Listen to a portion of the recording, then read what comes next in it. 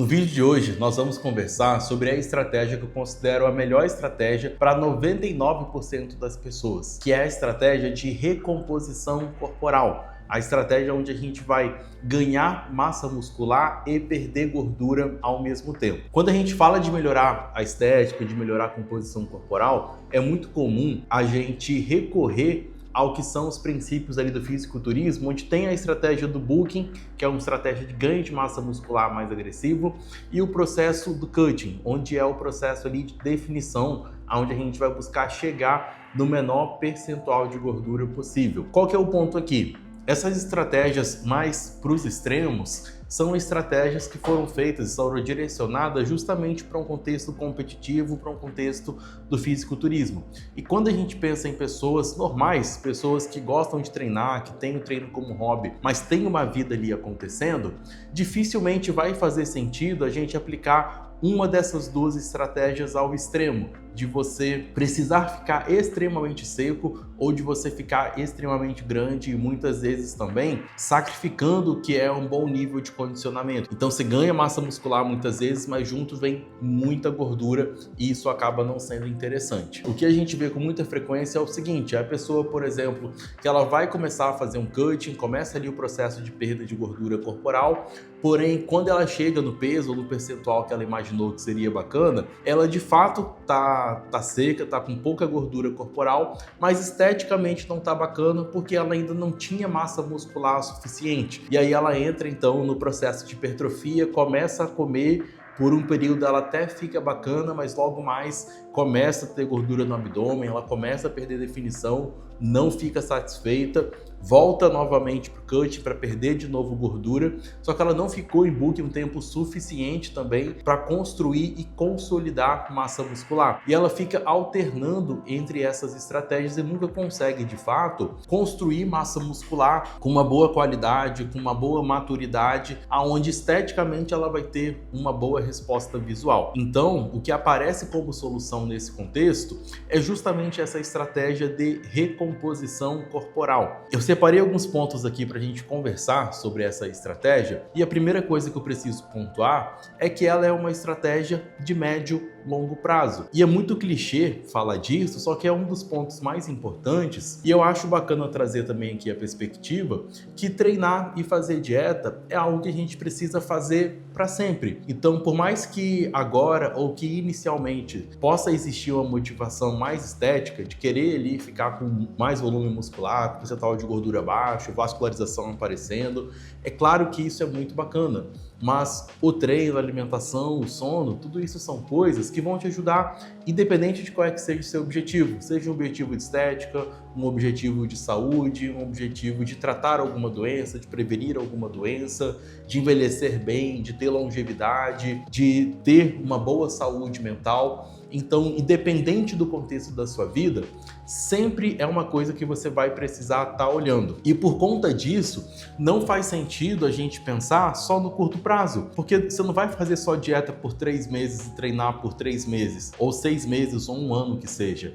Então daqui 2 anos, daqui 3 anos, daqui 5 anos, o esperado e o indicado é que você ainda esteja treinando. Se a gente parte desse princípio de entender que é uma estratégia de médio e longo prazo e que você nunca vai parar de treinar e fazer dieta, por mais que possa oscilar um pouquinho a motivação e o nível de adesão durante esse processo, essa estratégia passa a fazer ainda mais sentido, porque também não é uma estratégia de extremos. Então a gente consegue se manter sempre bem, sempre com percentual de gordura ali sob controle e ao longo do tempo, gradativamente, o físico vai melhorando. Então você continua treinando, continua, enfim, fazendo dieta, tendo a sua vida. O esperado aí é que mês a mês você veja pequenas melhoras, a cada 3 meses vai ser mais expressivo, a cada 6 meses ainda mais expressivo e dessa forma você vai estar constantemente melhorando o seu físico. Mas aí, reforçando, a gente sempre vai partir desse princípio de entender que é uma estratégia de médio e longo prazo, mas que vai te dar frutos para sempre. E é importante entender, né, que não é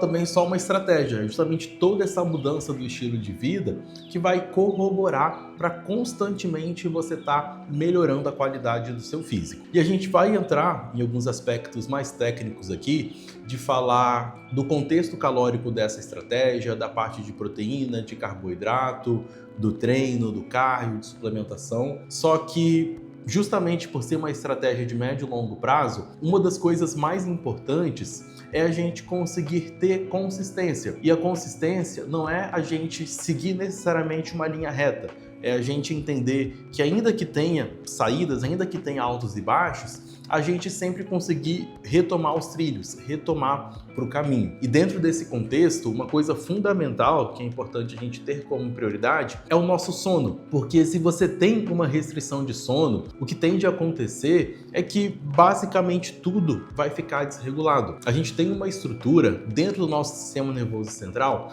chamado núcleo supraquiasmático. Dentro dessa estrutura fica o nosso ciclo circadiano, o nosso relógio biológico. É essa estrutura que é responsável por orquestrar toda a liberação hormonal que a gente tem ao longo do dia. E esse relógio central, ele vai se comunicar com os relógios periféricos de cada órgão. Então é a partir dessa regulação central que o nosso corpo sabe se é dia ou se é noite, se o nosso fígado, os nossos rins, enfim, todos os nossos órgãos sabem se é dia ou se é noite, como eles devem se comportar, a partir desse relógio central que a gente tem, que ele é regulado principalmente pela luz, né, ou pela ausência de luz, e o sono é um regulador muito importante também desse relógio. E o que acontece aqui? Quando a gente tem uma restrição de sono, quando a gente dorme mal, a gente dorme pouco, quando a gente tem exposição à luz artificial no período da noite, quando a gente fica vendo muita série, muito filme, quando a gente não tem horário fixo para dormir e para acordar, esse relógio biológico ele fica desregulado. E essa desregulação vai impactar em uma série de coisas. Desde atrapalhar a sua síntese proteica, a sua recuperação muscular, a sua liberação hormonal de GH, de testosterona, de insulina, tudo isso fica impactado, prejudica a sua saúde cardiovascular a médio e longo prazo. E isso é tão impactante, isso é tão importante que os trabalhadores noturnos, bombeiros, médicos, policiais que trabalham no turno da noite, eles recebem um adicional simplesmente pelo fato deles estarem acordados à noite. Ou seja, eles estão vendendo a saúde deles por conta do trabalho e são bonificados por isso. E quando a gente traz isso para a realidade de composição corporal, além de ter esses malefícios, obviamente, em relação à saúde, o ponto central aqui é que fica muito, mas muito mais difícil você conseguir manter uma rotina, manter uma consistência de treino, se você tem o seu sono desregulado. E como eu falei, vai impactar no treino, vai impactar no seu humor, vai impactar no seu apetite, na sua imunidade, na sua recuperação, na sua vontade de comer. Então esse é o primeiro ponto para a estratégia de recomposição corporal funcionar. Então se você quer perder gordura e ganhar massa muscular ao mesmo tempo de forma consistente ao longo dos meses, é fundamental que você tenha o seu sono como prioridade, que você consiga dormir pelo menos ali 7 horas por noite. Se você está numa fase de vida mais desafiadora, seja por conta de estudo, por conta de trabalho, ok, é uma fase, mas é super importante que você se organize para o quanto antes você conseguir se organizar e sair dessa condição pensando não só em estética, mas também em saúde, em performance tanto física, tanto mental. A restrição de sono é um ponto delicadíssimo. Próximo ponto que a gente vai conversar é sobre o contexto calórico dessa estratégia. E aqui é o ponto determinante, é um dos pontos que vão definir se a estratégia vai funcionar ou não, é ofertar a quantidade adequada de calorias. Por quê? Quando a gente pensa em ganhar massa muscular e perder gordura, a gente, inevitavelmente, para perder gordura, a gente vai precisar do déficit calórico. Logo mais a gente vai falar do processo de ganho de massa muscular. Mas pensando em gordura, a gente vai precisar de um déficit calórico. Porém, se esse déficit calórico ele é muito agressivo, o que vai acontecer é que você não vai conseguir sustentar um bom desempenho no treino, você vai ficar com muita fome e seu corpo tende a sacrificar massa muscular para utilizar como substrato energético. Quando a gente fala de déficit calórico, a gente tem que pensar, né, nas calorias que a gente consome e nas calorias que a gente gasta. E para entrar em déficit, a gente pode tanto consumir menos ou a gente pode gastar mais através ali do exercício. Quando a gente fala aqui do gasto, o que vai estar incluso aqui?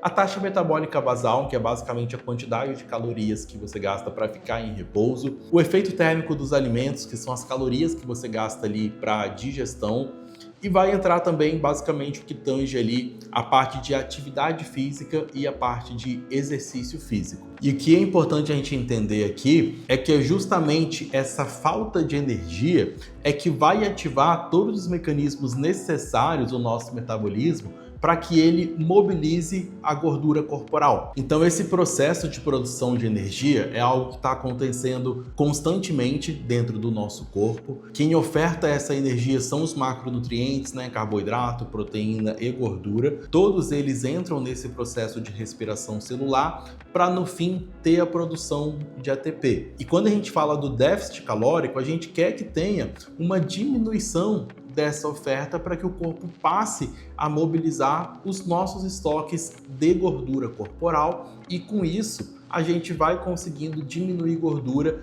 dentro desse contexto calórico. Entra o ponto aqui de como calcular, né, de como chegar a esse número específico de calorias. Uma observação muito importante é que o nosso corpo ele é dinâmico.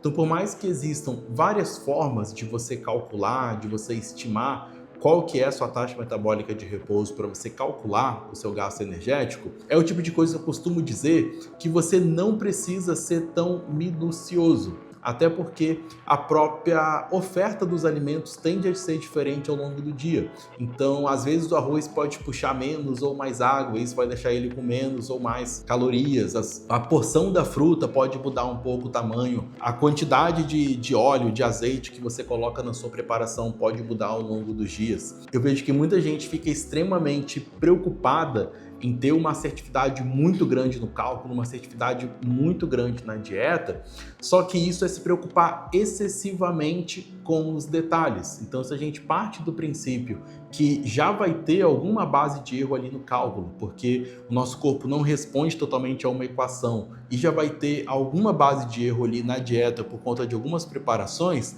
a gente se desprende um pouquinho disso, que não quer dizer que não seja importante. Então, para fazer o cálculo disso, a forma que eu costumo utilizar com a maioria das pessoas é a fórmula de Harris e Benedict. Pode jogar aí no Google, é bem facinho de encontrar. A partir disso, a gente vai adicionar em cima dessa fórmula, né, o efeito térmico dos alimentos, o gasto tanto de atividade física e tanto de exercício físico, e em cima disso a gente vai chegar no gasto energético total. Chegou no gasto energético total, a gente vai subtrair cerca de 500 calorias justamente para aplicar esse déficit calórico. E aí entra aqui uma das etapas mais importantes, que é o monitoramento. Então a pessoa vai começar a seguir o planejamento, a gente vai monitorar toda semana, a cada 15 dias, como é que está sendo ali a resposta do físico da pessoa. Nesse tópico de monitoramento, entra também um detalhe importante, é que por se tratar de uma estratégia que você vai estar perdendo gordura e ganhando massa muscular ao mesmo tempo, nem toda semana você vai perder peso de forma linear, de forma consistente. Pode acontecer de algumas semanas o peso ficar igual, de algumas semanas o peso cair um pouco mais, um pouco menos.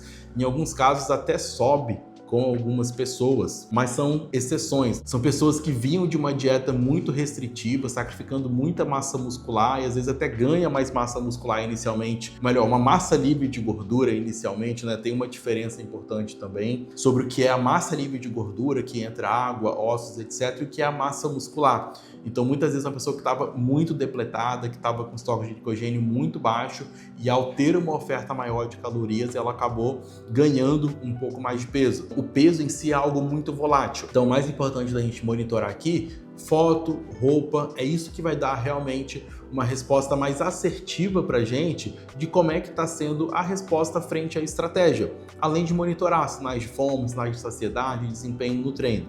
Então a gente tendo esse monitoramento, a gente consegue a partir desse cálculo, dessa proposta inicial, ir conferindo como é que está a evolução e ir fazendo os ajustes. E quando a gente fala aqui de ganhar massa muscular, São vários elementos dentro dessa equação e por muito tempo se questionou se era possível ou não ganhar massa muscular em déficit calórico. Hoje a gente já sabe que é possível, desde que a gente tenha tudo bem equilibrado. Dentro dessa equação, quais são os principais elementos? O primeiro é o sono, como a gente falou. O segundo é ter esse déficit calórico, mas não um déficit calórico muito acentuado. Entra aqui o aporte de proteínas. Quando a gente pensa em hipertrofia, de forma geral, tem uma recomendação mínima ali de 1,6 gramas por quilo de peso corporal, mas quando a gente fala do processo de recomposição corporal, pode chegar em valores um pouquinho maiores, tá? De 2,3 ou até 2,5 gramas por quilo de peso corporal por dia de proteína. E o quarto elemento dessa equação é o treino, que é super importante que esteja com um volume compatível com esse contexto calórico. Então, se tu coloca um volume também muito grande, acaba não sendo interessante. E é um volume que vai permitir que você se recupere e que você consiga evoluir dentro do treino. Isso é muito importante, que exista essa progressão, que você consiga subcarga ou aumentar repetições ao longo do tempo.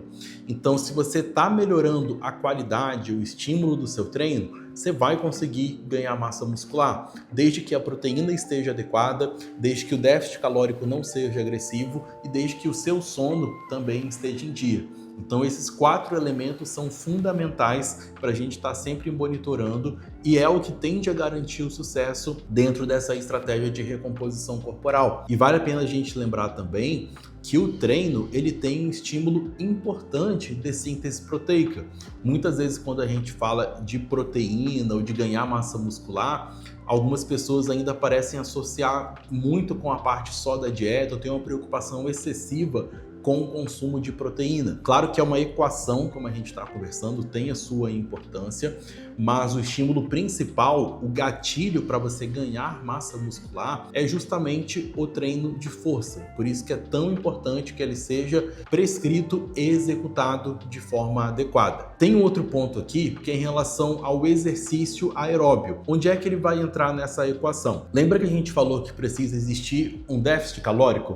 Que você tem que consumir menos do que você gasta ou você tem que gastar mais do que você consome. É quase a mesma coisa, mas é diferente. E o que a gente vê aqui na literatura? Que pensando na preservação de massa muscular, é mais interessante você gastar mais calorias do que você consumir menos calorias. Então, se você consome menos calorias, a chance de você sacrificar a massa muscular é maior do que se você tem um aumento do gasto energético, por exemplo, induzido pelo exercício aeróbio. Então seria um quinto elemento, né, nessa equação que entraria o exercício aeróbio, tá? Para aumentar o gasto energético. Só isso? Claro que não. Quando a gente fala de condicionamento cardiovascular, a gente tem muitas coisas importantes. Começando, por exemplo, que o nosso VO2 é um marcador de saúde que está associado à mortalidade. Então, quanto maior o nosso VO2, melhor e mais a gente tende a viver. Segundo ponto, quando a gente fala de extrair o máximo de um treino de força, de um treino de hipertrofia, é super importante que você tenha um bom condicionamento.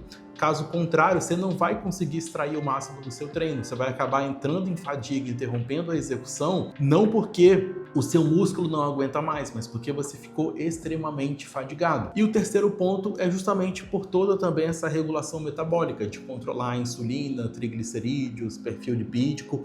Então, o treino cardiovascular, o treinamento aeróbio, ele é fundamental. Quando a gente pensa em quantidade, o que a gente tem de recomendação ali da OMS é pelo menos cerca ali de 150 minutos de exercício moderado por semana, ou então pelo menos 75 minutos de exercício intenso. Trazendo para a realidade, que eu costumo recomendar, é realizar no mínimo 2 horas de aeróbio por semana. E essas 2 horas, elas podem ser fracionadas em 4 sessões de 30 minutos, 2 sessões de 1 hora, 3 sessões de 20 minutos mais uma sessão de 1 hora. O mais importante ali é que na semana a gente consiga fazer no mínimo 2 horas de exercício aeróbio. Para quem não gosta, para quem tem alguma dificuldade, uma alternativa também poderia ser o HIIT, tá? Mas isso a gente pode falar num outro vídeo. Só que dentro dessa equação é algo que faz bastante sentido, até porque tem um conceito na literatura de alto fluxo energético. O que é isso?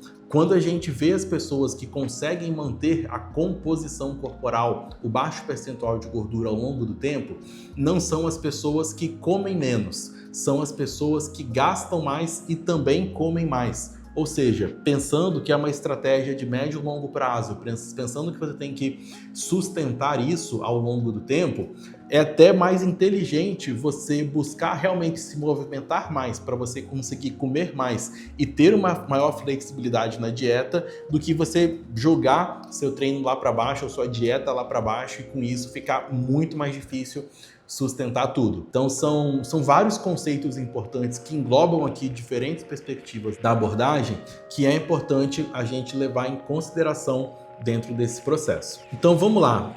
Falamos de sono, falamos do contexto calórico, falamos de treinamento aeróbio e treino de força e pincelamos a questão da proteína. Vai ter uma recomendação ali de 1,6, alguns artigos colocam 2,2, outros 2,3 e alguns outros ali 2,5 gramas por quilo de peso dentro dessa estratégia de recomposição corporal, justamente para preservar a massa muscular, favorecer a saciedade. Um outro ponto que é importante, mas eu já vejo como secundário, é em relação à distribuição. Então existe uma discussão se é melhor 2 porções de proteína, 3 porções de proteína, 4, 5, 6, 7, 8 no dia. O que seria melhor? E justamente aqui por a gente estar pensando no longo prazo, na consistência e na adesão, pensando nessa distribuição de forma específica, que eu acho mais importante é encaixar dentro da sua realidade. Matheus, eu prefiro comer mais vezes durante o dia. Beleza, vamos fracionar essa proteína um pouquinho mais, em 6, em 8 refeições. Matheus, eu prefiro fazer menos refeições com mais volume. Então, ok, vamos fazer ali 3 ou 4 refeições por dia, que já tende a atender completamente. Por mais que exista, sim, algum impacto em relação ao time, em relação à distribuição ao longo do dia,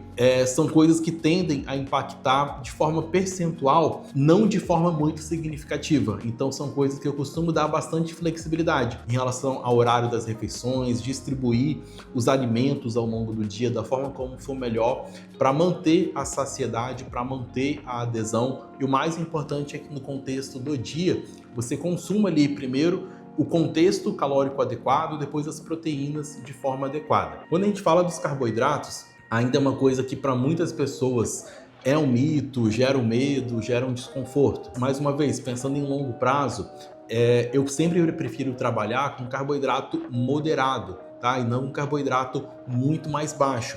Justamente porque, pensando em adesão, é muito mais fácil. Se a pessoa tem arroz, tem feijão, tem pão, tem fruta, tem doce que ela gosta e ela consegue encaixar dentro do contexto calórico dela. O que é inegociável? Fruta e legume, porque a gente sabe que o consumo ali de pelo menos de 300 a 500 gramas de frutas e legumes por dia está associado com uma menor mortalidade independente de outros fatores. Então, o simples fato de você comer fruta e comer legume diminui a sua mortalidade. Então, acho que isso por si só já é algo bem importante, bem relevante. O segundo ponto é que o carboidrato é a principal fonte energética para o treino. Então, pensando em treinar em alta intensidade, é melhor e mais fácil se você tem um aporte adequado ali de carboidrato. Então, a gente tem ali a nossa meta energética, a gente vai encaixar ali a proteína e a maior parte restante ali das calorias eu prefiro utilizar como fonte de carboidrato, justamente visando adesão e consistência do meu paciente dentro da estratégia da alimentação.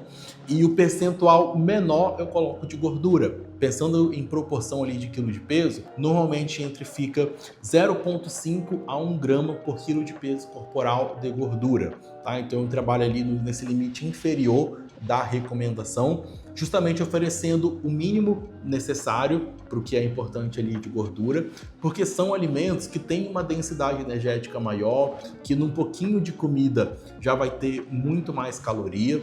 E quando a gente pensa em quebras de dieta, né, de festas, de aniversário, de refeição livre, de finais de semana, já são situações também que a pessoa vai ter exposição a um contexto calórico muito maior, a muito mais gordura.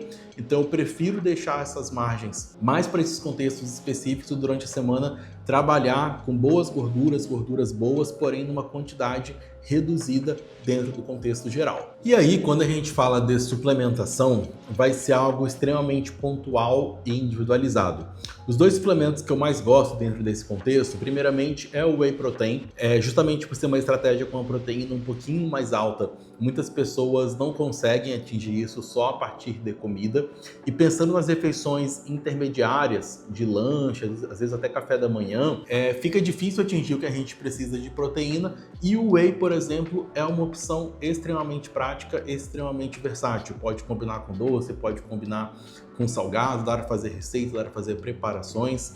Então é um suplemento que ele não é obrigatório, assim como nenhum outro, mas que eu particularmente gosto, uso bastante, justamente por achar que traz muita praticidade para o dia a dia. O segundo suplemento que pode ser muito útil é a cafeína, porque ela tem ali um leve efeito termogênico, e isso aqui não é o determinante. O principal dela é que ela faz com que a gente consiga treinar mais e treinar melhor. Então ela aumenta o nosso estado de alerta, diminui a nossa percepção de esforço, e com isso a gente consegue extrair um pouco mais do treino, tanto do treino de força, tanto do treino aeróbio.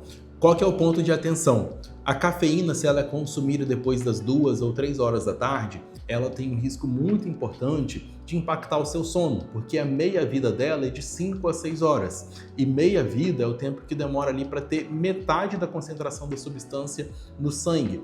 Então é extremamente comum quem toma ali 4 a 5 horas chegar na parte da noite ainda com cafeína no sangue. E por mais que muitas vezes essa pessoa não tenha uma dificuldade em pegar no sono, o sono profundo dela vai ser prejudicado. Então ela não vai ter, de fato, um sono recuperador, um sono regenerativo, que vai fazer com que, de fato, ela fique descansada. E aí o que vai acontecer é que a gente volta lá para o primeiro tópico que eu falei do sono. Com um sono bagunçado, você não vai conseguir manter a consistência ou não vai conseguir extrair o máximo do planejamento proposto.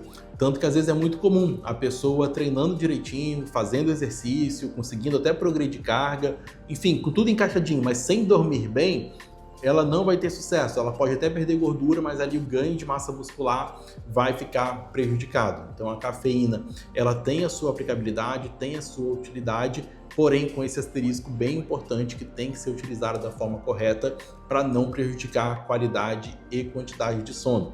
E aí por isso que eu até considero importante também períodos de pausa de cafeína. Deixar para utilizar no dia que está mais cansado ou numa semana mais puxada, mas ter muita atenção com o uso recorrente e principalmente altas dosagens de cafeína. Tá? As dosagens recomendadas são ali de 3 a 6 miligramas por quilo de peso corporal. E o time ideal é a gente tomar ali de 30 a 60 minutos antes de treinar. A creatina também é um suplemento que pode ajudar. Já temos um vídeo aqui específico só em relação à parte de suplementação como um todo. E a creatina já é algo bem batido também.